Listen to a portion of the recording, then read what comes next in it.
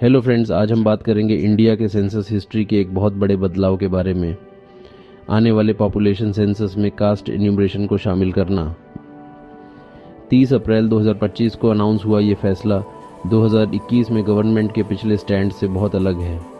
तो हो क्या रहा है?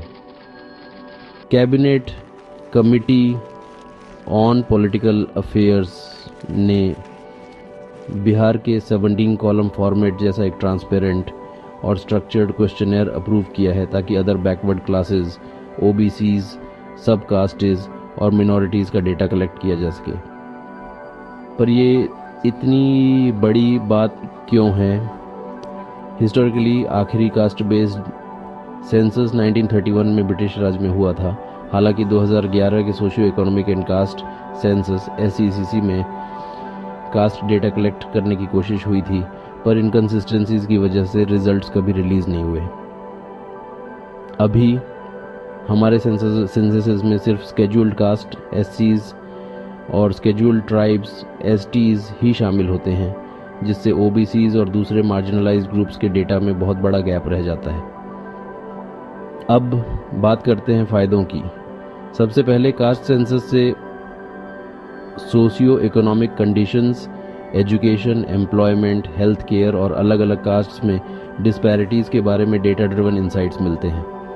ये टारगेटेड पॉलिसी मेकिंग और रिसोर्स एलोकेशन के लिए बहुत ज़रूरी है। इससे रिजर्वेशन और एफर्मेटिव एक्शन पॉलिसीज़ का इम्पैक्ट भी मेज़र किया जा सकता है। हिस्टोरिकली मार्जिनलाइज्ड कम्युनिटीज़ के लिए इसका मतलब है पहचान और विजिबिलिटी, जिससे उनकी एम्पावरमेंट हो सकती है और डेमोक्रेटिक पार्टिसिपेशन मजबूत हो सकती है। ये कदम इंडिया के constitutional values, justice, equality, fraternity और इंक्लूसिव डेवलपमेंट के साथ अलाइन करता है। ये गवर्नेंस को अजम्पशन से फैक्ट्स की तरफ और एक्सक्लूजन से एम्पावरमेंट की तरफ ले जाता है। हालांकि चैलेंजेस और रिस्क्स भी हैं।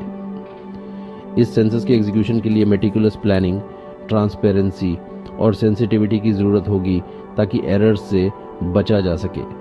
कास्ट डेटा के पॉलिटिसाइजेशन और मिसयूज़ का रिस्क भी है। डेटा की ऑथेंटिसिटी और एथिकल हैंडलिंग इंश्योर करना ज़रूरी है ताकि सेंसस अपने ऑब्जेक्टिव्स अचीव कर सके। कुल मिलाकर नेशनल सेंसस में कास्ट को शामिल करना एविडेंस बेस्ड गवर्नेंस की तरफ एक ट्रांसफॉर्मेटिव स्टेप है। इसका मकसद मार्जिनलाइज्ड कम्युनिटीज़ को एम्पावर करना और इक्वालिटी और सोशल जस्टिस के कॉन्स्टिट्यूशनल विजन को अपहोल्ड करना है। ट्यून इन करने के लिए शुक्रिया और लाइक बटन दबाना और सब्सक्राइब करना मत भूलना और भी इनसाइट्स के लिए। मिलते हैं अगली बार।